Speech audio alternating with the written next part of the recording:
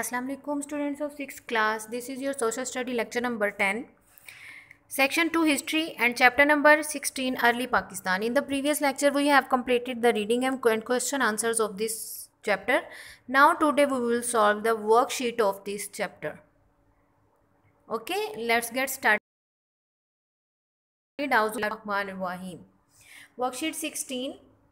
Who were the first people entered present day Pakistan? What was their route and when did they arrive here? कौन लोग थे जो अब मौजूदा पाकिस्तान में पहले मौजूद थे, वो कहाँ से आए थे और कब आए थे?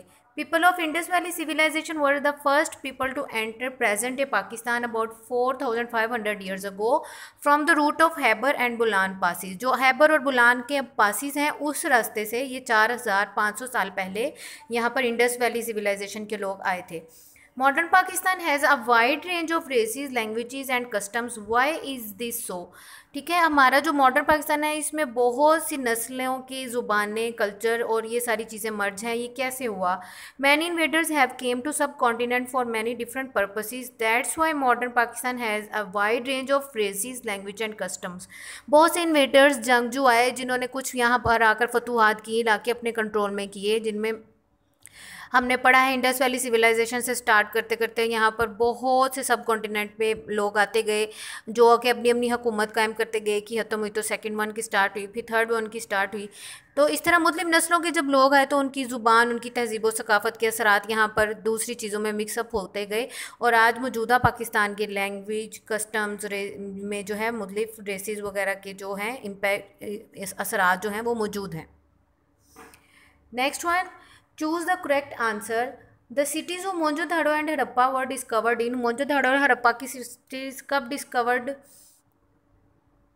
हुई? 4,500 ईयर्स BC, 4,500 साल पहले. Construction in Mohenjodaro and Harappa was done using. Mohenjodaro और हड़प्पा की कंस्ट्रक्शन क्या यूज़ करके की गई थी? Mud bricks. The original inhabitants of the Indus Valley civilisation were. जो इंडस वैली सिविलाइजेशन के लोग थे उनको क्या कहा जाता था? Dravidians. The Indus Valley people were warriors, invaders, scholars या फार्मर्स. वो फार्मर्स थे, इंडस वैली सिविलाइजेशन के लोग फार्मर्स थे, किसान थे, खेती बाड़ी करते थे. Give reasons to explain the following statements. It is believe that the Indus empire was ruled by priest. ये कहा जाता है कि जो इंडस वैली सिविलाइजेशन थी वो उनके जो रूलर्स थे, उनके पादरी, उनके जो पुजारी लोग थे वो थे. Because no sign of a palace has been discovered. क्योंकि किसी भी किस्म के महल की कोई भी निशानात वगैरह नहीं मिले जो कहा जाए कि यहाँ कोई हुकूमत कायम थी. The people of Mohenjodaro use grains और गुड्स फॉर पेमेंट और trade because they do not seem to have money.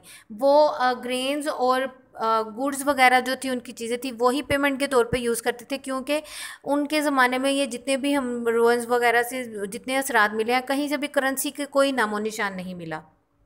इसलिए कहा जाता है कि वो एक चीज़ देकर दूसरी चीज़ ले लिया करते थे. Archaeologist found fragments of cotton cloth during excavation in the Mohenjodaro. Similar cloth pieces were also found in the Mesopotamian excavation.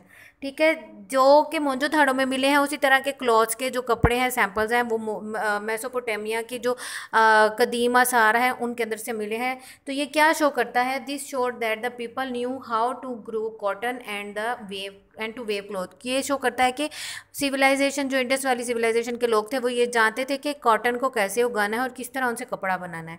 A huge bath with steps leading to it, a proper sewage system with drainage and house with waterproofed floors were discovered.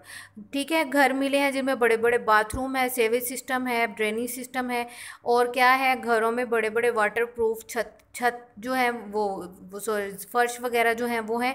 तो इससे क्या show होता है? Showing that they were more civilised than any other people in the world at the time. ये चीज़ें show करती है कि ये सबसे ज़्यादा सिविलाइज्ड, महज़ब और एडवांस लोग थे दुनिया में उस टाइम मौजूद जितने भी लोग थे उनकी निस्बत. Diary do homework of worksheet on your notebook and learn. आपने इस वर्कशीट का अपनी नोटबुक पर होमवर्क करना है 1 by 1. मतलब पहले फर्स्ट पार्ट, फिर सेकंड, फिर third one, then fourth one, और फिर इसको आपने लर्न भी करना है. और ये वर्कशीट आपके जितनी भी वर्कशीट्स आपको मैं करवा रही हूँ, ये अब नेक्स्ट लेक्चर में इनका मैं आपको एक दफ़ा तमाम वर्कशीट्स का रिव्यू दे दूँगी. ये 3 और 4 चैप्टर जितने भी हमारे हो चुके हैं और फिर ये आपके एग्ज़ाम्स में भी इंक्लूडेड होंगी. ओके स्टूडेंट्स, अपना ज़्यादा से ज़्यादा ख्याल रखिए. Take care, best of luck and अल्लाह हाफिज़.